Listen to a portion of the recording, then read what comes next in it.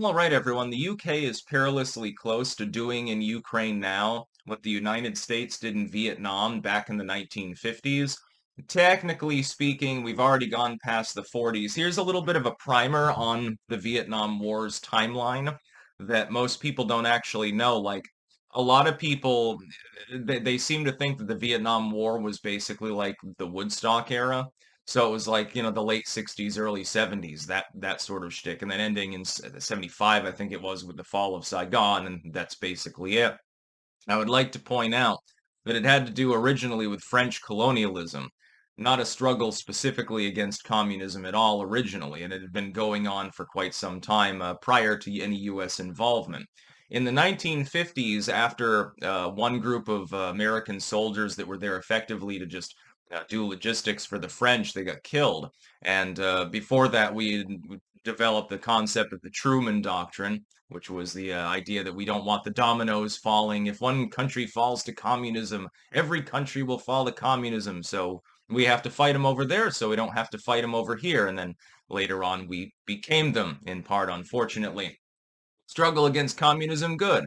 Randomly bombing third worlders for absolutely no real logistic purpose, that didn't work out so well now, did it? Most people don't know a lot about Cold War history, by the way. Like, they don't know that China invaded Vietnam twice, or that Vietnamese communists attacked Pol Pot, or that Pol Pot's Khmer Rouge attacked the Vietnamese, or that Russia and China were perpetually at odds over purist communist doctrine. They think of the Eastern Bloc as a monolith, and the West was the fractured one, and they still have that same cognitive bias today. It's not actually true. The idea that the West was the uniquely imperialist pole, warmongering and stuff, and the East, they just wanted to grow rice. That's not really actually true at all. In fact, the inverse in some cases is closer aligned with reality.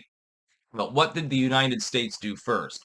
I mean, before we were spraying the jungles down or dropping troops, paratroopers in the country, or marching over through the jungles into Laos and Cambodia as well. What did we do? We sent advisors. We sent people to train the forces that were there, the resistance forces, the non-communist South Vietnamese, propping up a government that underwent, I think, about 10 coups over the course of less than a decade there for a while.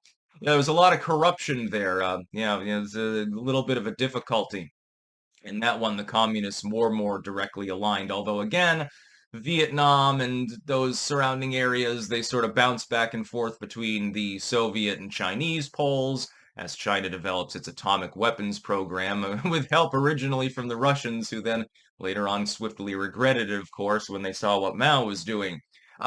We didn't get directly involved at first in Vietnam, though. We ended up much later with a hot war.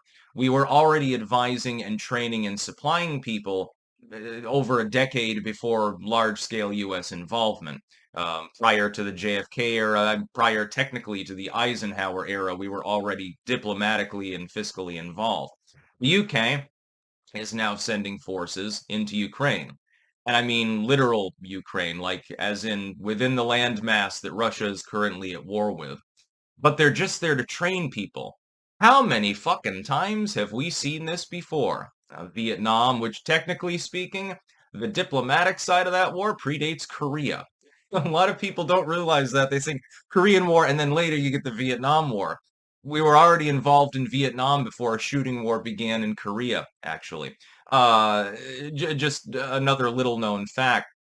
It's very fascinating, the Cold War's history. Of course, technically today is part of Cold War history too. It never really went away. It just thawed out for a while there. Unfortunately, it went back recently in the other direction due to the poor and hapless leadership of latter-term Bush, Obama, and now Biden, with a brief rethaw under Donald Trump, who actually knew what the fuck he was doing dealing with Asian states. But, hopefully we can get him back. Maybe this time we can buy ourselves a few more decades before nuclear annihilation and another Cuban Missile Crisis over Taiwan or something like that. The United States got involved in a technically non-military manner for a protracted period of time before it went hot. If we continue to do what we're doing in Ukraine, funding, sending tanks and shit like that, expending, by the way, an enormous amount of our firepower in the process. We're running low on certain types of toys, and even though they're yesteryear's toys, they are still useful. They are still capable of being used for military applications. Yes, the F-16 is still capable of military maneuvers and is capable of underwhelming most forces in the world that are incapable of doing anything to fight against them. Russians, of course, aside, they wouldn't be part of that third world lexicon.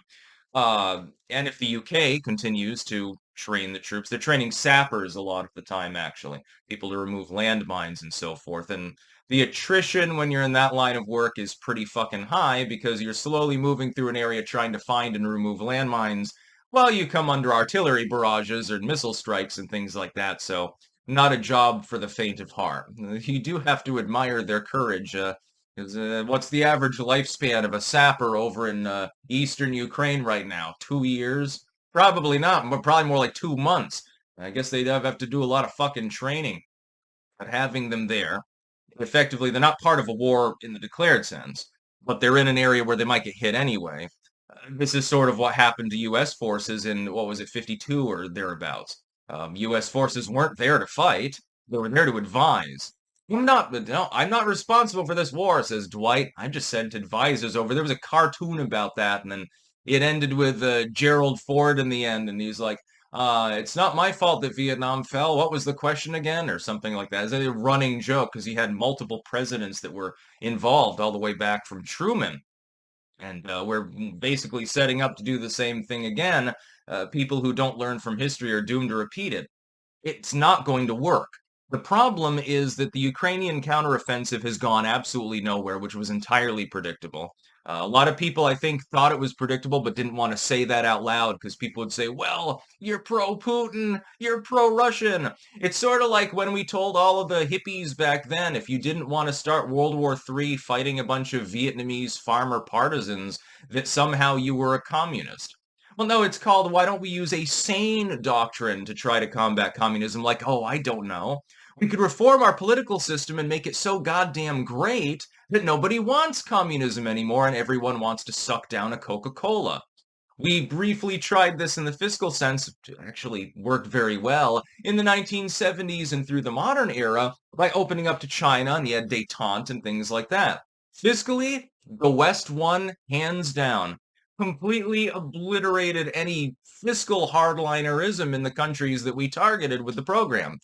Problem? We never went after the authoritarian angle and got them to actually liberalize more, mainly because we were slowly unraveling our own liberality in the process. You just get more gun control, more censorship, you get the G-men and shit like that, and black vans following dissidents around, and heavy-handed police tactics and the civil rights movement all happened at the same time. And the United States, in the social sense, lost. The Western world lost the Cold War in the social sense by becoming more like the Eastern Bloc countries we were attempting to influence. Fiscally, capitalism reigned. Well, not real capitalism, but a shade of capitalism, and that's what you have in China with its mixed model right now. Problem is that we actually made the countries that were more authoritarian more wealthy. It didn't work so well, so I mean, I would strenuously advise against this particular course of action because we've done it before, and it was a goddamn mess. That's about all. Peace out.